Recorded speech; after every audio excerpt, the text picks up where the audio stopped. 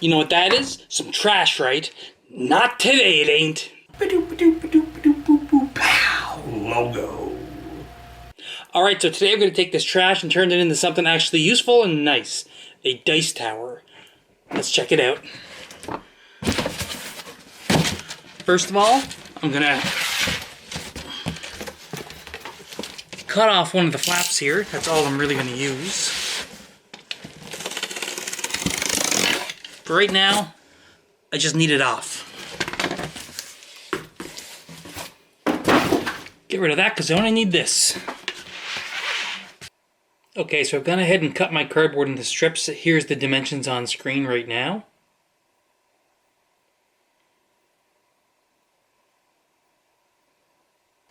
Alright, what I'm going to do now is start gluing it all together. So I've got, this is my back of my dice tower, and I'm going to go ahead and glue the two side pieces on here. Just going to use the good old-fashioned hot glue. Alright, now that I got that done, I'm going to go ahead and take my small squares, my 1.5" by 1.25". What these are going to be the, I guess we can call them tumblers inside. So when you throw your dice in, it's going to bounce off these to make it a nice random roll. So what I'm going to do for this, I'm just going to put the hot glue on the side that's going to be glued down. And just plop it down in place. You don't have to be too careful or too picky about the angle, just as long as it's on a bit of an angle, probably about a 45-degree angle. One thing though, make sure the 1.5" side goes up and down. These walls are 1.5" high, so we want this to be 1.5" high as well, so it's nice and flush along the top. And I'm going to go ahead and glue in my other ones. Okay, once that's done, I'm going to take this square piece that's 2.5 inches by 2.25 inches, and this one's going to get glued in on an angle like this. So there's my dice tower. This is going to be the bottom where the dice rolls out. So what I'm going to do is, for this one, I'm just going to kind of hold it in place, and I'm going to glue in around freehand style. Just going to make sure that I put this in on an angle. You see it's a little bit higher than the walls. I'm just going to put it in on an angle so that it becomes flush with these walls here.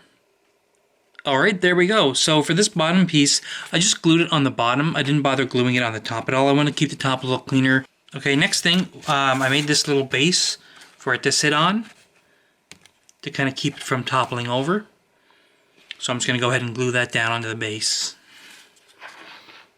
Okay, now that's on the base there, so it's not going to tip over very easily. One thing I'm just noticing here, I'm going to put a little extra glue in behind these little bumpers where the dice roll down, just to give it a little more stability. Make sure it's not going to bump around or fall off, because I only have glue along the bottom, along the back wall right now. So I'll get a little more glue in there to make it a little more sturdy. Alright, there we go. It's starting to look a little more like a dice tower now. It even will roll. You are probably wondering why I left the front open. What I'm going to do now is I'm going to grab a little more trash. This is just some plastic. This came off some Barbie toys my daughter got. So what I'm going to do is I'm going to cut a piece that fits the front of this, and I'm going to use this clear plastic as the front of the dice tower, so you can see the dice actually rolling through on the inside. So I'm going to go ahead and just cut to the dimensions here. Big enough piece. I don't want to go all the way down. I just want to kind of come down to the front of this bumper. So I need to go from the top of my tower to the bottom of this bumper. I need to leave room for the die to roll out. And the same width. Okay, so I've gone ahead and cut out that piece of plastic. Like I said, it's just from the front of a box that some Barbies came in. And I cut it to be the same width, and from the top of my tower down to just about where the bottom bumper ends. So I'm going to go ahead and I'm just going to glue that right on the front there. All right, so there we go. I've got the front glued on there, the plastic front glued on there. I just did a little bit of gluing on the sides, and most of the glue is actually on the bumpers where the bumpers meet the plastic. That's where the majority of it is holding it on. So there's our little dice tower. It's not too bad. Totally usable as is, but I might try and add a little bit of pizzazz to mine, just to kind of spruce it up a little bit. What I've got is this black sticky, what it is basically it's like chalkboard paper, so you can write on this with chalk.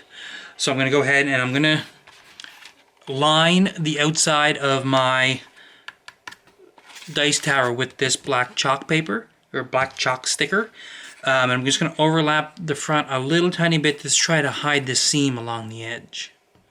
Alright, there you have it. A basic free dice tower that you can actually, even with mine, write on with chalk. There we go. So it's not the best dice tower ever made in the world, but I think this could be a pretty fun craft to do with some kids. If you have any kids into D&D, I know my daughter would love it. I'm probably going to make one with her someday soon. So if you like this craft today, go ahead and give us a thumbs up. If you want to see more ideas like this or D&DIY, go ahead and hit the subscribe button. And if you want to be notified whenever Fits the Games videos go live, go ahead and hit the bell. If you have any ideas on ways to improve this or other ideas for free crafts you can do, like I said, it's great stuff to do with kids on a rainy day. Go ahead and drop a comment below with your thoughts. All right, see you in the next one.